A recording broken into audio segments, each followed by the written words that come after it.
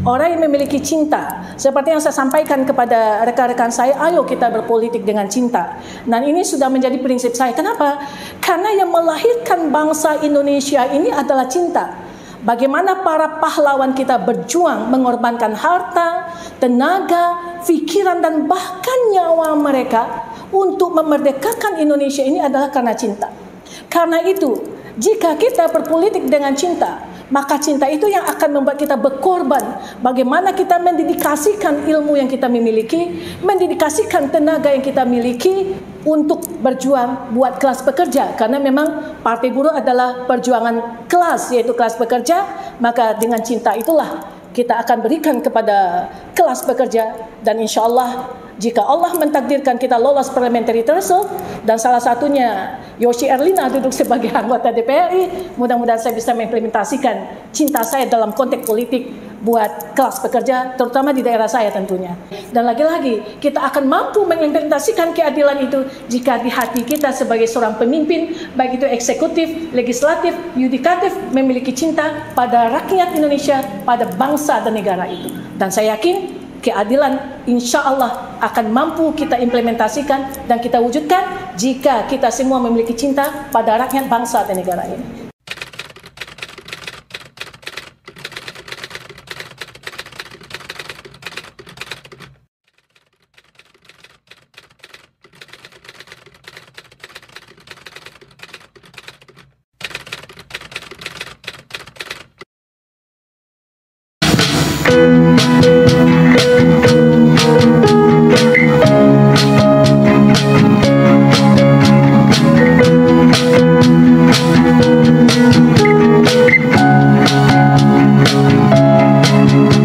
Hari telah terganti, tak bisa ku hindari.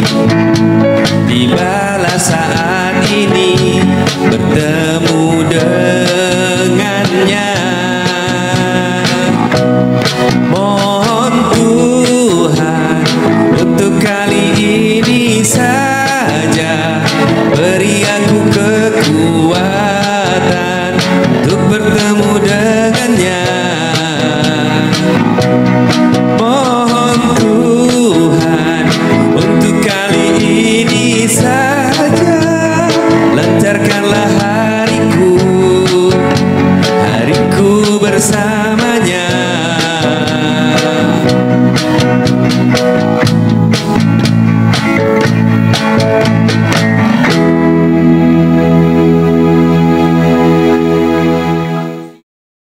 Jangan lupa like, share, komen, subscribe, dan bunyikan tombol loncengnya.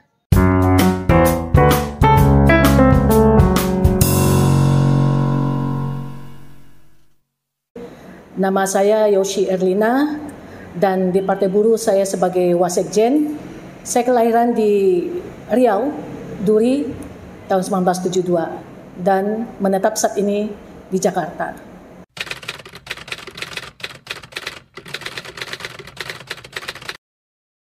Ya, masa kecil saya di daerah Duri itu yang menurut saya ya sebuah kebahagiaan, di mana waktu itu di daerah itu banyak sekali ya perkebunan karet. Di sana kami leluasa bermain, ya permainan anak-anak, main kelereng, main peta umpet, main yeye yang dari karet itu sangat luar biasa banget. Dan kebetulan waktu kecil itu saya sangat tomboy sekali gitu ya. Nah, daerah saya itu adalah daerah Caltech Pacific Indonesia yang di saat itu masih di bawah Amerika, dan banyak bule-bule Amerika di sana. Itu saya sangat suka sekali kalau mereka datang itu, "Sir, how are you? You like 7 up?" Kan waktu itu nggak tahu apa itu 7 itu ya, 7 up. Jadi banyak pengalaman kehidupan yang saya raih di waktu kecil, karena memang di situ tuh daerah perminyakan, daerah migas. Nah, kita hidup di lingkungan tenaga kerja migas. Saya sekolah di dulu itu SD-nya SD Center ya, SD Center 009 di Pokok Jengkol. Kemudian saya sekolah SMP 1 Gaya Baru ya, SMP Negeri 1 Gaya Baru, dan SMA saya itu di Agriculture Development School Padang Mengatas Payakumbuh. Dan saya kepingin banget ke Jakarta karena cerita tentang ibu kota itu adalah tempat kita ingin meraih sebuah cita-cita. Nah, di Jakarta tujuan utama saya itu sebenarnya kuliah. Tetapi dalam proses perjalanan, di saat saya diberikan kepercayaan oleh waktu itu saya masih ingat itu. Saya lagi jalan menuju kampus saya di Keramat Raya Muhammadiyah waktu itu. Tiba-tiba ada orang berhenti. Kamu mau nggak jadi sekretaris saya di perusahaan saya? Tanpa saya harus membuat surat lamaran gitu ya. Nah, di situ jadi saya sangat exciting sekali. Yang orang bilang katanya ibu kota itu sangat kejam sekali, tapi saya tidak merasakan kekejamannya. Jadi akhirnya saya betah di Jakarta. Kemudian saya kuliah, selesai kuliah saya kuliah lagi dan menikah juga di Jakarta. Nah, sekarang pun saya masih kuliah. Saya mengambil S1 UKI dan mengambil S3 di Jayabaya. Karena menurut saya kita harus tetap belajar dan belajar walau berapapun usia.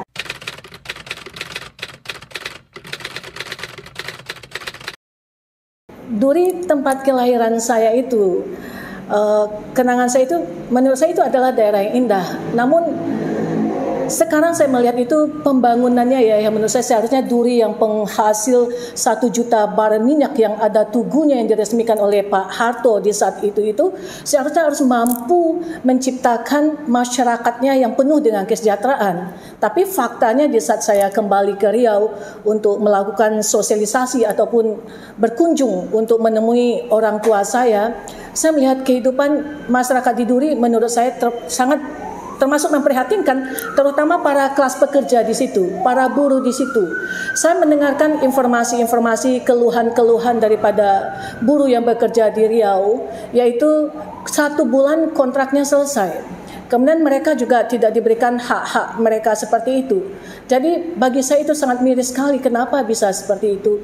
Memang kalau kita berbicara soal kebebasan berkontrak, pasal 1338 KUH Perdata, di mana ada kontrak fakta sang servanda, yaitu janji harus ditepati.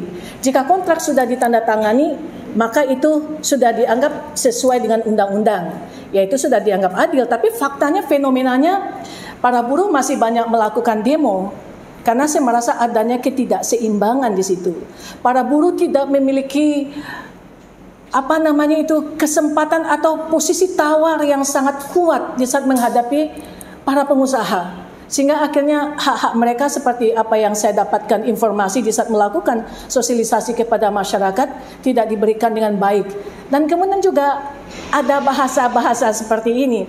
Kamu mau menandatangani kontrak ini atau tidak? Kalau tidak, silakan keluar karena di belakang kamu masih banyak orang lain yang menunggu. Jadi ketidakseimbangan itulah menjadi penyebab akhirnya kenapa para buruh kita masih banyak diperlakukan tidak adil.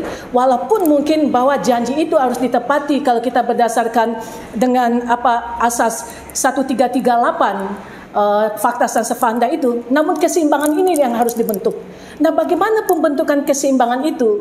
Menurut saya fenomena yang terjadi yang mengatakan 1338 sang servanda itu jika perjanjian sudah ditandatangani berarti itu sudah sesuai dengan undang-undang, maka mungkin partai buruh yang saya yakin yang akan mampu untuk menjadi presentasi bagi para kelas pekerja untuk bisa kembali mendapatkan hak-hak mereka, untuk bisa kembali memiliki posisi tawar kepada pengusaha, bahwa menurut saya harus ada keseimbangan. Tanpa buruh, pengusaha bukan siapa-siapa.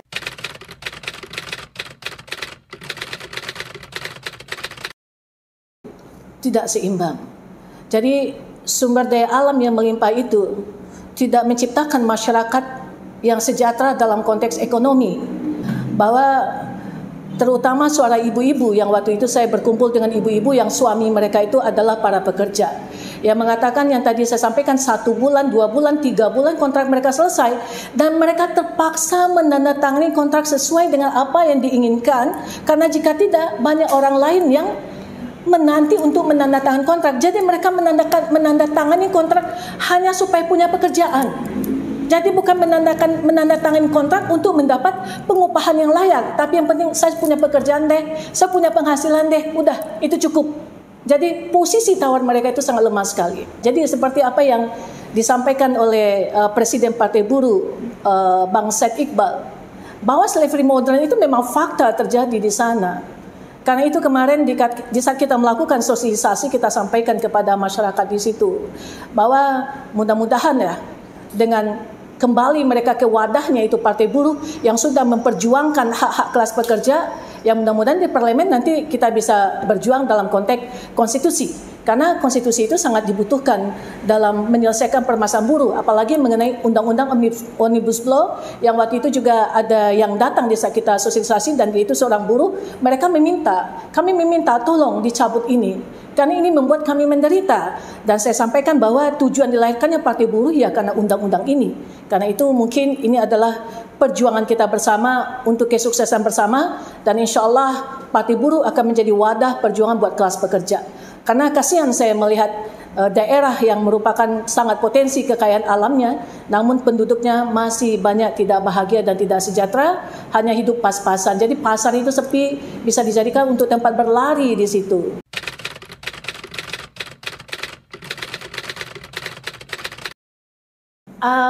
Itu waktu masa kecil. Dulu saya suka nonton TV. Waktu saya sangat kagum sekali dengan Menteri Sosial di zamannya Pak Harto, Ibu Nyonya Nani Sudarsono, SH.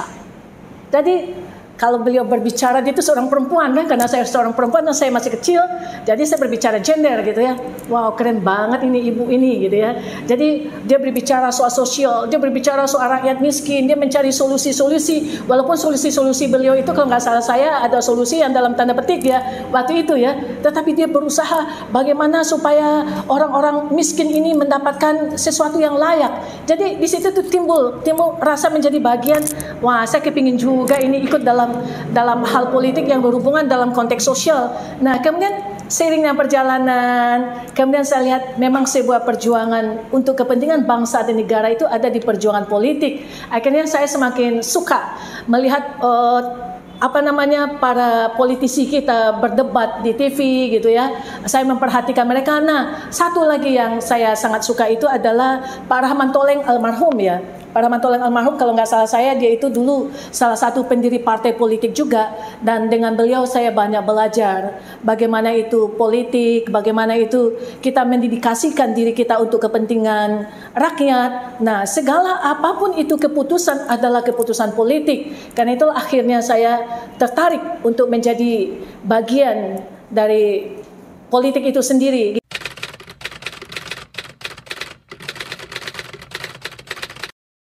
Pertama saya mendapatkan teman-teman baru ya, dan saya dipercaya oleh Presiden Partai Buruh dan Sekjen Partai Buruh sebagai tim asnya Provinsi Riau.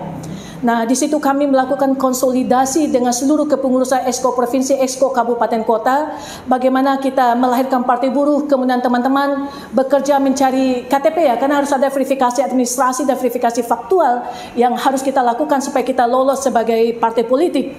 Dan perjuangan ini, Masya Allah Bang Kahar, jika bukan karena kerja keras teman-teman Exco Provinsi dan Exco Kabupaten Kota, mungkin saya sebagai tim asistensi juga tidak punya arti apa-apa. Bagaimana teman-teman berkorban, yang mereka korbankan itu adalah materi mereka, tenaga mereka dan pikiran mereka. Dan bahkan ada teman kita juga yang waktu menemani KPU untuk melakukan verifikasi faktual itu mendapat kecelakaan itu. Sangat luar biasa.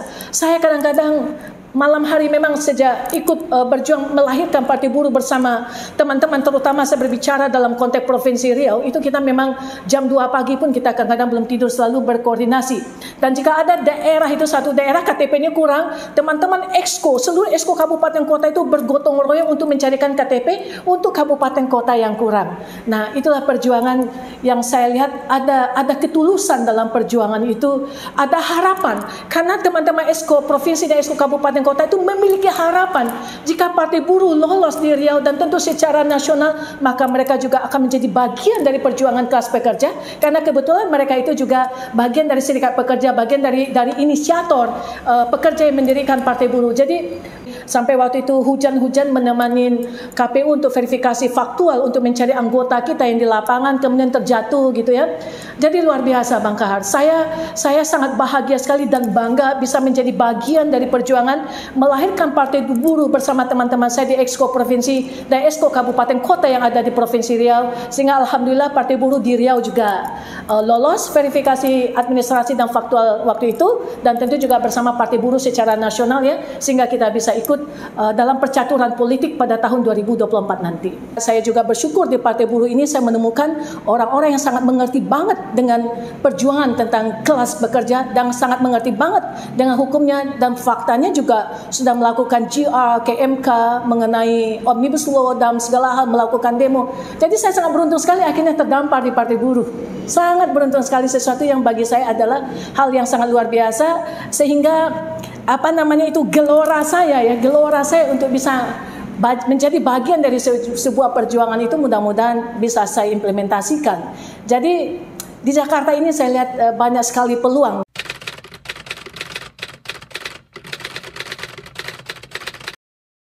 Karena saya yakin juga orang yang memiliki hati nurani, orang yang memiliki cinta, seperti yang saya sampaikan kepada rekan-rekan saya, ayo kita berpolitik dengan cinta. Dan ini sudah menjadi prinsip saya. Kenapa?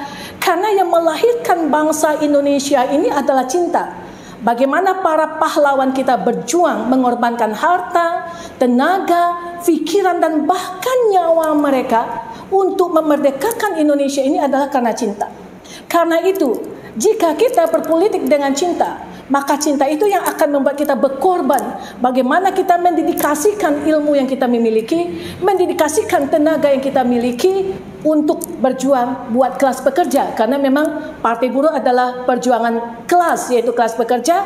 Maka dengan cinta itulah kita akan berikan kepada kelas pekerja, dan insya Allah jika Allah mentakdirkan kita lolos parliamentary threshold dan salah satunya Yoshi Erlina duduk sebagai anggota DPRI, mudah-mudahan saya bisa mengimplementasikan cinta saya dalam konteks politik buat kelas pekerja, terutama di daerah saya tentunya. Dan lagi-lagi kita akan mampu mengimplementasikan keadilan itu jika di hati kita sebagai seorang pemimpin, baik itu eksekutif, legislatif, yudikatif, memiliki cinta pada rakyat Indonesia, pada bangsa dan negara itu. Dan saya yakin keadilan insya Allah akan mampu kita implementasikan dan kita wujudkan jika kita semua memiliki cinta pada rakyat, bangsa dan negara ini.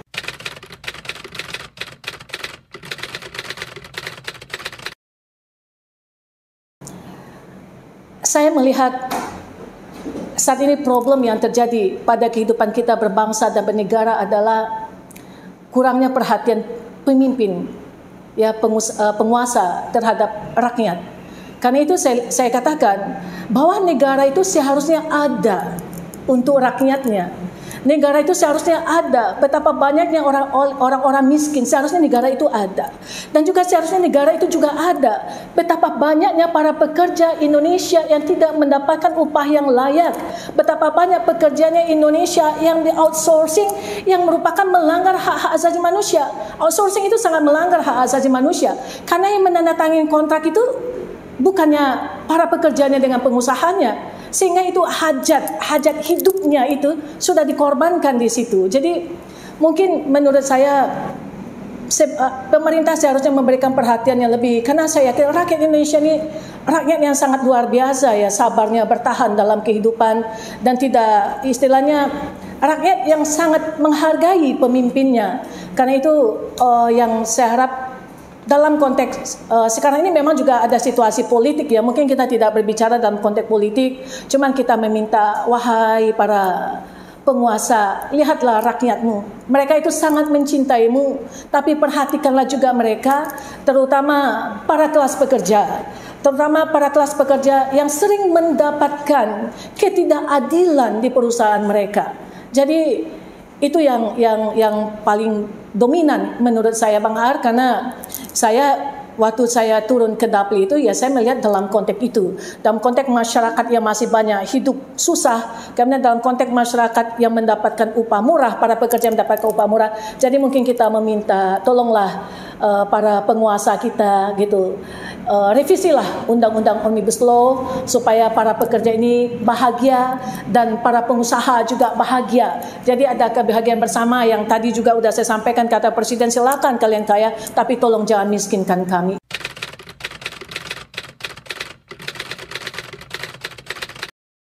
Ya, saya calon legislatif DPR RI dari Dapil Riau 1 yang dipercayakan oleh pimpinan Partai Buruh untuk bisa meraih kursi, insya Allah dengan support masyarakat Riau Dapil 1, mudah-mudahan itu menjadi kenyataan.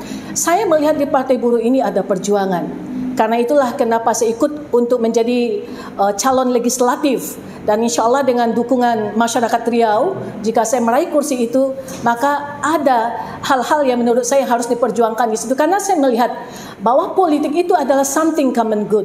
Politik itu adalah sesuatu yang baik yang dipergunakan untuk kemaslahatan umat. Jadi ada cita-cita, dan saya merasa melalui Partai Buruh itulah cita-cita yang ada dalam pikiran saya untuk menjadi bagian dari kelas pekerja, karena kebetulan daerah kelahiran saya adalah daerah buruh, dan mudah-mudahan saya bisa menjadi bagian dari perjuangan itu.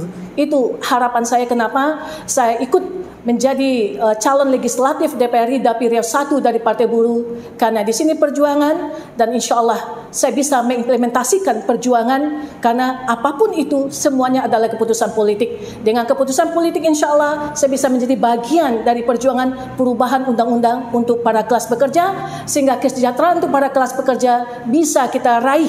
Jadi istilah Presiden kita mengatakan, Anda silakan kaya tapi tolong jangan miskinkan kami. Nah, mungkin keseimbangan itu yang harus ada di antara para kelas pekerja dan pengusaha. Yang warna oranye Partai Buruh, warna oranye Partai Buruh, partainya kelas pekerja, partainya kelas pekerja, Partai Buruh nomor 6.